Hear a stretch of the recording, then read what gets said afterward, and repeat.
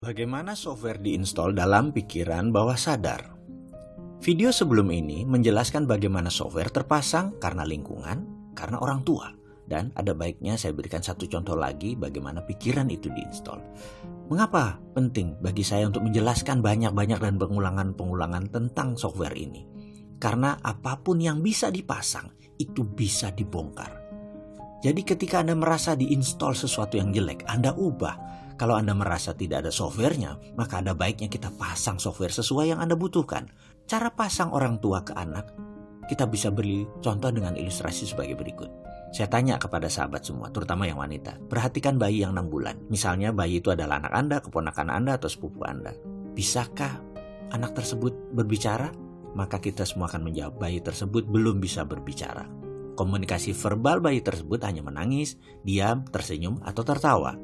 Ketika bayi tersebut menangis kejar dengan keras dan lama, maka pertanyaannya, apa yang dilakukan oleh kedua orang tua itu? Atau orang tuanya? Ada banyak jawaban atas pertanyaan tersebut. Ada yang diganti popoknya, diajak main, dikasih nenen, dan lain sebagainya. Dan disinilah pertama kali database mulai dimasukkan oleh orang tuanya. Di Indonesia, dalam catatan aplikasi psikologi anak bayi yang menangis, oleh orang tuanya lebih dari 80% dinenenin atau dikasih susu. Sementara di Jepang, di Amerika, di beberapa negara Afrika, di Eropa budayanya lain lagi. Karena sudah dilihat tidak pipis, belum waktunya makan, tidak ada masalah fisik yang berarti, aman dalam box. Banyak orang tua hanya memainkan dan mengajak komunikasi sang bayi. Bayi pun begitu tidak diam, diteruskan main dan diajak bicara. Inilah yang kemudian hari di Indonesia banyak anak yang menggunakan tangisan sebagai senjata mempengaruhi orang tuanya. Karena tidak dibiasakannya negosiasi.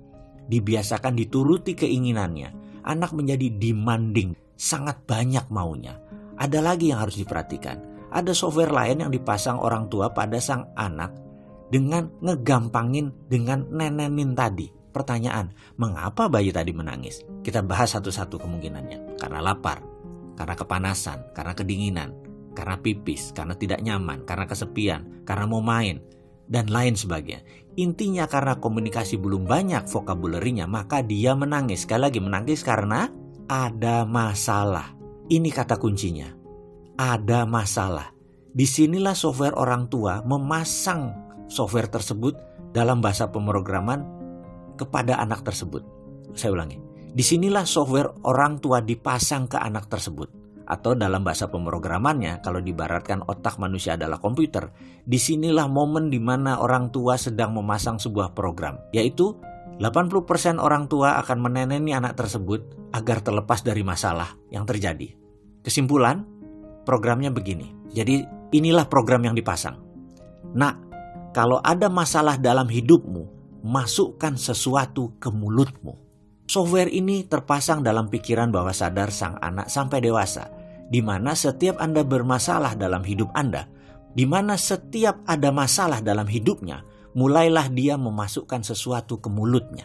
Baik itu makanan, minuman, rokok, gigit jari, gigit pensil, apapun dimasukkan ke mulutnya untuk tenang seperti nenen sang ibu. Tidak heran, masalah memasukkan ke mulut tadi, yang paling banyak adalah makanan. Dan ini membuat populasi manusia Indonesia 35% adalah overweight. Jadi kita sudah mulai paham tentang bagaimana software itu terpasang dalam pikiran. Kita lanjut.